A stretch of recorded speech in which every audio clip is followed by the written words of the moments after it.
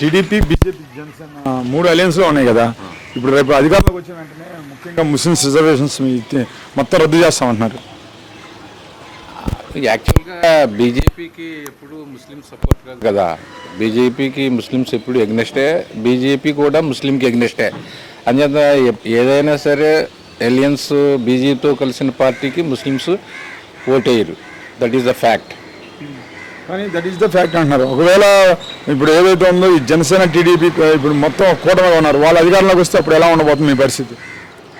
అంటే రావాలి కదా, వాళ్ళు అంత ఈజీగా వచ్చేలాగా లేదు పరిస్థితి చూస్తే. ఎందుకంటే జగన్మోహన్ రెడ్డి చేసిన కార్యక్రమాలు కానీ పథకాలు కానీ ప్రజల్లో బాగా లోతుగా వెళ్ళిపోయినాయి.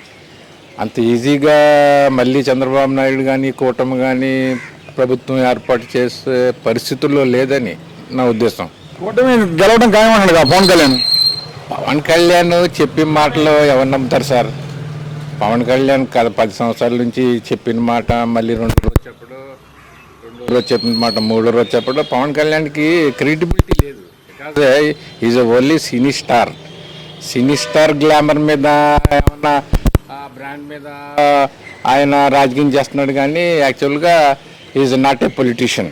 ఈజ్ నాట్ ఏ పొలిటీషియన్ అన్నావు, సినీ గ్లామర్ అంటున్నావు. మరి సినీ గ్లామర్ పనిచేయదు అంటావా? యూత్ మొత్తాన్ని ఇప్పుడు అట్రాక్ట్ చేయదు అంటావా? ఓట్లు ప్రభావం అంటావా? సాధారణంగా చిన్నపిల్లలు అయితే సినిమాలు చూసి కుర్రోళ్ళు 30 years బిలో ఉన్న కుర్రోళ్ళు ఉంటే కొంతమంది అట్రాక్ట్ అవుతారు. ఒక ఏమాత్రం ఆలోచన చేసే వ్యక్తులు అయితే మాత్రం పవన్ కళ్యాణ్కి సపోర్ట్ చేయరని నా ఉద్దేశం. ఇక్కడ కానీ కాపు ఓటుకి అధికంగా ఉంది, జనసేన వైపు ఉంది అంటున్నారు. దాని గురించి కదా వచ్చాడు ఇప్పుడు పవన్ కళ్యాణ్ కంటూ ఓన్ కాన్స్టిట్యూన్సీ లేదు పాపం అతనికి. బాధపడవలసిన పని ఏమంటుంటే పవన్ కళ్యాణ్కి తన సొంత కాన్స్టిట్యూషన్ అన్నది లేదు. ఎక్కడ జనాల్లో పాపులేషన్ కాపులు ఉంటే అక్కడికి వెళ్ళి పోటీ చేస్తున్నాడు. కానీ మొన్న 2 సార్లు కూడా ఓడిపోయాడు. ఇప్పుడు పిఠాపురంలో దాదాపు 70,000 ఓటు ఉందని కాబట్టి ఇక్కడ ఏమన్నా నగ్గుదారని వచ్చాడు. కానీ పిఠాపురం ప్రజలు కూడా చాలా తెలివైన ప్రజలు.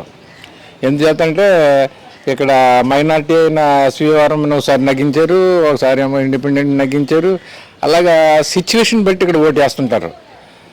అదేత ఇక్కడ కాపులంతా కంతగా పవన్ కళ్యాణ్కి వేస్తారన్నది అంత కరెక్ట్ కాదేమో అని.